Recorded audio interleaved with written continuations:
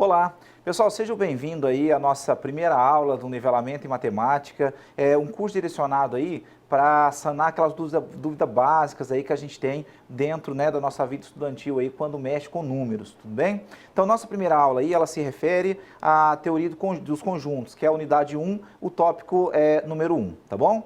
Então, o que a gente vai estar trabalhando aí? Primeira coisa, né? O que é um conjunto? Então, um conjunto nada mais é do que o que a gente conhece aí como caracterização de grupo, de, né, agrupamento, tá? Então, continua com essa mesma ideia que vocês têm na cabeça do que seria o conjunto, porque conjunto não tem uma definição formal, uma definição precisa, tá? Pro que seja, tá bom? Então tá, como que a gente representa conjunto? Então, quando a gente fala de conjunto, a gente costuma representar de três maneiras, né? Qual que seria a primeira? A representação por tabular, a segunda, que é a representação por característica, e também uma terceira, que é a representação através do diagrama chamado diagrama de Venn. Então, essas aí são as três representações que a gente costuma desenvolver. Tudo bem? Então tá, então vamos acompanhar comigo aí que eu vou mostrar para vocês como, né, que a gente consegue diferenciar os três casos. Não existe, na verdade, uma forma específica para falar assim, ó, tem que ser dessa forma, tem que ser dessa maneira, tem que ser de outra forma, tá? Então você vai, evidentemente, aí se habituar com aquilo que você achar melhor. Então você pode pintar de um jeito, de outro jeito, aquilo que você achar conveniente você pode fazer, tudo bem? Então vamos lá, vamos acompanhar comigo aí no nosso slide, né, essas representações que eu trouxe alguns exemplos para a gente estar discutindo.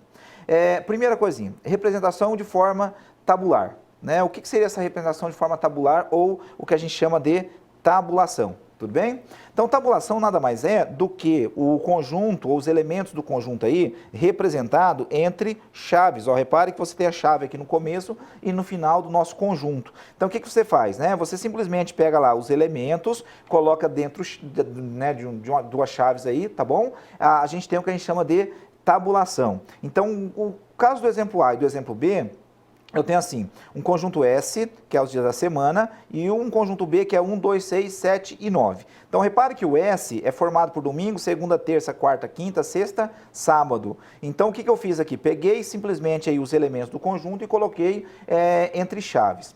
A segunda forma da gente representar é uma característica, né? O que seria essa característica? Nada mais é do que simplesmente aí uma frase, uma proposição que, né, te dê ideia de como que seriam os elementos do conjunto. Então, lembra que eu falei agora há pouco, dia da semana? Então, eu coloquei lá domingo, segunda, terça, quarta, quinta, sexta e sábado, né? Então, não havia necessidade de colocar um por um. Se eu colocasse assim, dia da semana, a gente vai subentender que é de domingo até sábado. Então, não tem essa necessidade aí de colocar elemento por elemento. Então, característica nada mais é do que simplesmente uma frase para indicar todos os elementos aí que o conjunto apresenta. Tudo bem? Então tá, e a terceira, né, a terceira representação que a gente tem é a representação por diagrama de Venn. O que seria esse diagrama de Venn, tá? Você simplesmente coloca aí uma região fechada, uma linha fechada, e dentro dessa linha a gente coloca os elementos do conjunto. Então nesse exemplo, ó, repare que no conjunto S que eu coloquei aqui, eu tenho lá domingo, segunda, terça, quarta, quinta, sexta, sábado, que é o mesmo conjunto que eu representei lá atrás, só que agora, ó, repare que ele está dentro, né, de uma região fechada. Tudo bem? Isso é o que a gente chama de diagrama de Venn. Só toma cuidado, por quê? Porque quando você trabalha assim, ó, repare que isso aqui é uma região fechada, só que ela entrelaça, né? Estão se cruzando, tá bom? Isso não é considerado um diagrama de Venn, certo? Então tá, então para não esquecer, para deixar bem forte aí, representação de conjunto. Não existe uma regra específica, né? De uma forma geral, a gente costuma representar de três maneiras. Tabulação, o que seria tabulação? Os elementos entre chaves. Também característica, que é o quê? Uma frase que indica todos os elementos do conjunto. E em terceiro, diagrama de Venn. Qual que você vai usar? Aí é critério seu, tá? O que você achar mais fácil, o que você achar melhor, né? Aquele que você se der aí, né? Você perceber que você se dá melhor com um ou com o outro, você vai escolher, tudo bem? Eu costumo usar assim, tá? Quando o conjunto é pequeno, coloca entre chaves. Quando o conjunto é grande, eu costumo colocar uma frase. E quando se trabalha com problemas, a gente costuma colocar o diagrama. Então, eu costumo utilizar dessa maneira, tudo bem? Então tá, outra coisa que a gente, né, se utiliza muito quando fala de conjunto é a relação de pertinência e também a relação de subconjunto. O que seria essas duas relações? Muita gente faz confusão em relação à pertinência e relação de subconjunto. Tudo bem? Qual que é a diferença entre eles? A pertinência é indicação de um elemento pertencer, tudo bem? Então, quando você fala que um elemento pertence, e a relação de subconjunto é quando você tem uma relação de contido. Tudo bem? Então, isso aqui é uma coisinha que o pessoal faz muita confusão. Quando fala de pertinência, a gente usa um símbolo, que é um E. Quando a gente usa subconjunto, contido, é um C. Isso não é à toa, tá? Esse E vem de elemento e esse C vem de conjunto, tá bom? Então, vamos entender a ideia dessa pertinência aí, né? Então, vamos lá. Aqui o que eu tenho? Seja um conjunto A formado por 1, 3, 5, 7, 9. Eu quero associar a expressão E, tudo bem? Ou a expressão C. Eu quero associar um desses dois símbolos. Então, qual que é a ideia, né? A ideia é o seguinte, se você tem um elemento, você usa um E. Então, quem são os elementos aqui? 1, 3, 5, 7 e 9. São os elementos, tudo bem? Qualquer elemento que você associar aí, você vai usar um E. Por exemplo, 1. 1 é elemento de A, então 1 pertence a A. O 5 é elemento de A, então 5 pertence a A. Tudo bem? O 8, repare que é um elemento no item E. Só que esse 8, ele não está no conjunto A. Então, a gente nega. Quando nega, você faz o quê? Usa um corte em cima do nosso símbolo, que isso vai indicar para a gente uma negação. Agora, qual que é a diferença do C, né? A ideia do C é o seguinte, por exemplo, você tirou o número 7 lá do conjunto. Isso é um elemento. Então, a gente usa pertence a A. Quando você pegar esse número 7 e colocar entre chaves, ele deixa de ser um elemento, passa a ser um conjunto. Aí você usa um C. Tudo bem? Então, essa é a diferença, tá? Então, o número 9, na letra B, está dentro do conjunto A, está entre chaves, a gente criou um conjunto, então está contido.